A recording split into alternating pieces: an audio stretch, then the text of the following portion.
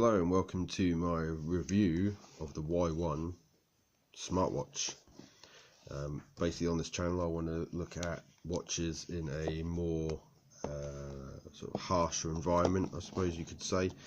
So I myself, little background knowledge, I'm a floor layer, and basically I keep looking at these smartwatches and seeing that everyone works in offices, or they use them for going to the shop or going for a walk and that type of thing, but I want to know how they fare in an environment that's less than favourable for them, basically. So I'm starting with this one. I bought this off of Wish. It cost me £12. It's a round display, 240 by 240, 64 megabytes of RAM, 128 megabytes of memory, so it's not a very powerful watch at all. It's not going to be competing with things like the Samsung Gear or Moto 360, anything like that. Obviously this is mainly probably for Android, but it can be used with iOS as well. This is a what they class as like a dual function watch, so it can be tethered onto a phone using Bluetooth, or you can put a SIM card and memory card in it as well and use it solely as a phone. But we shall open up the box. So that's the box. Obviously it did come a little bit battered, as you would expect coming from China. Here is the inside, and take that out. Comes in a nice flimsy bit of cardboard. Let's get rid of that. That's the watch itself. There we go.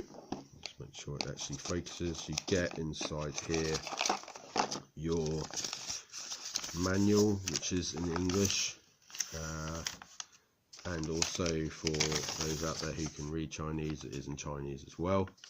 I personally haven't been able to connect it to any apps. I have been able to use it as a Bluetooth device, and that's about it, just to give you a heads up on that. Let's get rid of that one. You also get the cable, which is tiny. I haven't used the cable myself. I've actually just used another one that I have around because this one is so small. Right, let's get rid of that. As you can see, this is the white version. Personally wouldn't recommend white, obviously, because it gets grubby quite quickly, especially in a works environment, but I was able to clean it quite easily. I just used a little bit of polish on the cloth and the bands all came up nice again, so that is a bonus. But if you can, I'd probably get a darker version, like a black or a dark blue or something, just because it's going to look cleaner longer. The only thing I didn't really like about the band was this, the little latch. It's probably got a technical name, but I don't know what it is. But that is very flimsy feeling, but in fairness, it hasn't given me any problems whatsoever. It hasn't come off, hasn't come loose, my strap hasn't come off at all. You know, it hasn't, all of a sudden my watch hasn't fallen off my arm, so it does the job. So the watch itself, the face here is metal, which is a nice touch. A lot of the cheap ones are plastic, but this is metal. Obviously the band's like a silicone. It's quite hard, but it's not overly hard, so it's not uncomfortable at all. The back is plastic, with a little grate there. That's the speaker hole. You can basically take the back off, and the battery under there, which I think is a 300 milliamp battery, and then you take that out, and then you can get a SIM card and a memory card in there as well if you want to. And on the side here, that is your USB port. Obviously this isn't waterproof, so don't go and take a bath with it or anything like that. But standard USB, which is quite useful because you've got about 1 million of those sitting around. Most people do, so you can plug it in most places. Battery life, I normally take it off charge about 8 AM. Is it going to focus? There we go. Yeah, about 8 AM I take it off, and I normally put it back on charge at midnight, so not too bad. That's when it normally starts sort of having a little alarm bells ringing that the battery's going flat. It starts vibrating. It vibrates 4 times and then turns off when the battery is low. So like I say, this is the round display, so this is 240 by 240. We press the little button on the side, which should focus. Put my hand in the way. There we go. So yeah, that's the little button, and that is the speaker hole, so you can use it, like I say, for a Bluetooth device. So you press the button, and there's one of the faces. It comes with 3. All you have to do is tap it and it changes, and tap it and it changes again. So that one there tells you what day it is. This one doesn't have anything apart from the actual clock on it, and the other one has the date, so 22nd. To get into the actual phone itself, you just slide, and there we go. The screen isn't the most responsive, but it's not too bad. It does work. Sometimes what you can do when you go to slide is you actually tap the screen instead, and it just changes the watch face. So from the main menu here, you've got the date, the time. It's on vibrate, so it's on meeting mode at the moment, so it won't ring if I connect it up to the to my phone. It will just vibrate on my arm, which does work. And then the battery indicator as well. You can go to, so if it's connected to a phone, you can hit that button and that brings up your dialer. And if you had a SIM card in there, you could hit the text message and actually write a text message right from the phone. But personally, I wouldn't, because I mean, look at the size of that compared to my finger. You have to excuse my fingers, but like I say, I am a tradesman, so they are a little bit battered. So to get to the main phone, we'll slide. Now, if you've got a SIM card in there, supposedly you can use Facebook, Twitter, WhatsApp, and that type of thing. I haven't tried it. I wouldn't be surprised if it doesn't work myself. And it's also got a browser apparently. But you find a lot of these things don't work, but it might do. But I've been using it as a Bluetooth device. The next screen, you've got your phone book. So obviously if your SIM card's in there, you can save your numbers. You've got your dialer, you've got your messaging again, and your call logs. Nice and simple. You've got your Bluetooth option here on the next screen, so you can turn it on or off, make it visible, search for your phone or device, and change the name of the phone. You've got anti-loss system, which I believe works in a way, basically if you walk X amount of meters away from your phone and it's connected by Bluetooth, this will start beeping or vibrating to say you've left your phone behind. Quite simple. And that is remote notifications, so that's for like text messages and that type of thing. I haven't been able to get any of the apps working with it on your phone, so I haven't been able to use that tool, but that is quite normal for these, that you can't get the text messages working. There probably is an app out there that does work, but I personally just gave up trying to sort it out. I mainly used it for, say, Bluetooth calls and a watch. You've got your settings on here, phone settings, so you can change your time, your date, the language, your display, so it changes your brightness, that type of thing, and how long the screen's on for, so you can set that. Oh no, it's the images. What is the time? It might be under MISC. Yeah, LCD, so brightness, how long it's on for, and that type of thing. You can put flight mode on if you don't want it to do any of the Bluetooth, or if you've got your SIM card in there, basically it won't work. Usual type of thing that you have on the phone. And you can restore.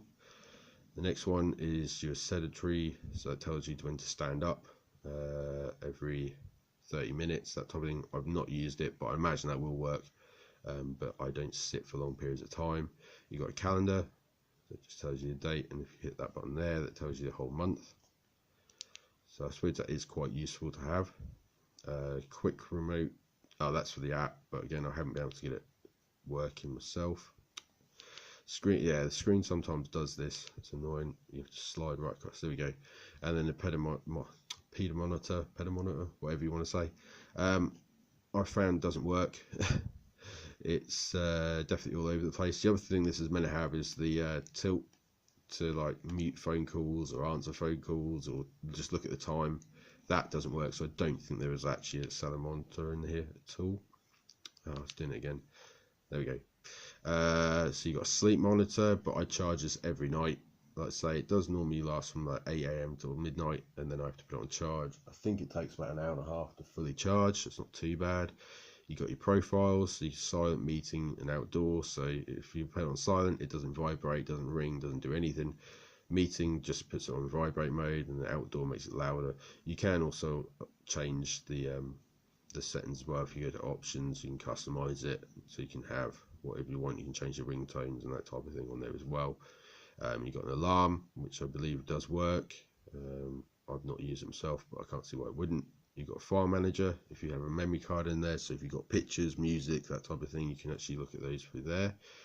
On the next screen you got your calculator, which is quite useful sometimes if you just need something quickly.